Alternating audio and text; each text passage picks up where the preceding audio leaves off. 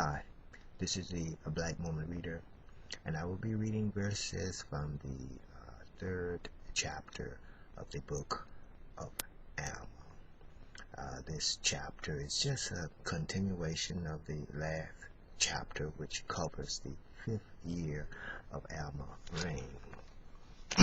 So let us start here.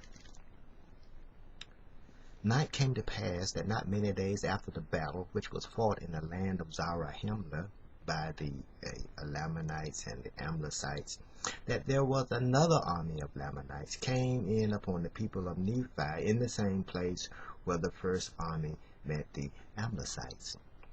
Now Alma himself, being afflicted with a wound, did not go up to battle this time, but he sent a numerous army against them, and they went and slew many of the Lamanites, and drove the remainder of them out of the borders of their land.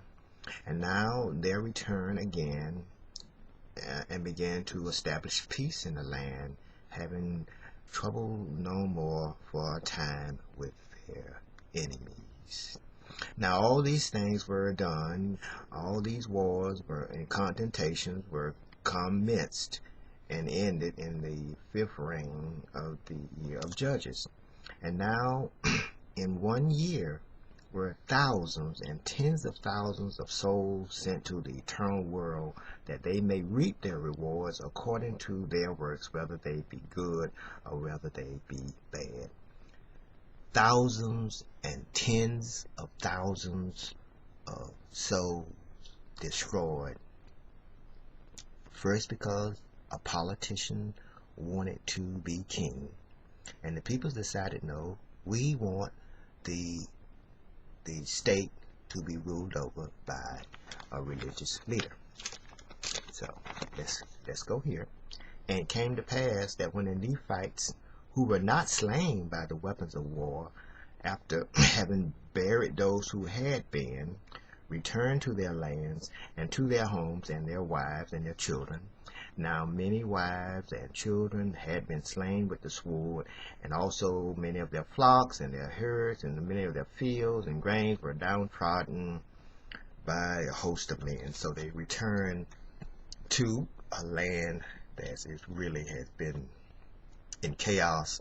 The land's probably destroyed, with the land afflicted with the aftermath of war. So what do you expect to find? Okay, and the Amlicites were distinguished from the Nephites, for they had marked themselves with red in their foreheads, after the manner of the Lamanites. Nevertheless, they were not shown in their heads unto the Lamanites. And the heads of the Lamanites were shown, and they were naked. But it's important here to note that among those who survival of those women and children had to be some who was sympathetic to the Alamnicites. So you got, some of those people, some of those women were Alamnicite people, because there was Alamnicite men.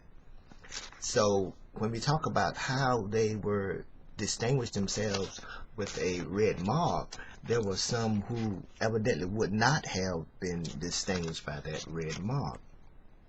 And the skins of the Lamanites were dark, according to the mark which was set upon their fathers, which was a curse upon them, because of their transgression and their rebellion against their brethren, who consisted of Nephi and brethren. And now the Amlicites had a mark set upon them, yea, they set the mark upon themselves, yea, even a mark of red upon their foreheads.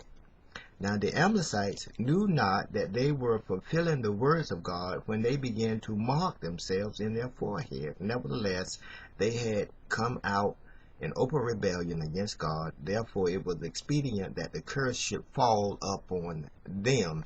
So now they are marked not by dark skins. They are now marked by a red mark upon their foreheads. But these would only be the men who have fought. So now you have some of these Amblesite women and Amblesite children. They are among these Nephites. See? Okay, so let us continue. They brought upon themselves. They brought this upon themselves. The curse, even doeth every man that is cursed, bring it upon his own condemnation.